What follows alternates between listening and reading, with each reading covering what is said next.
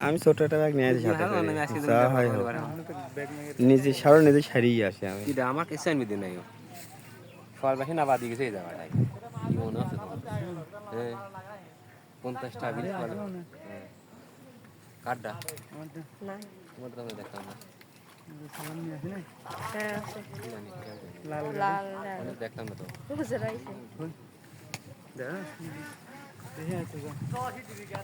গাড়ি থালি থুলি পাই নেবে নাকি এটা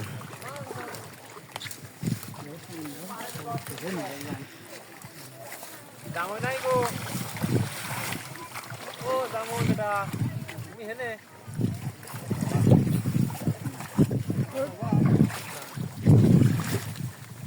না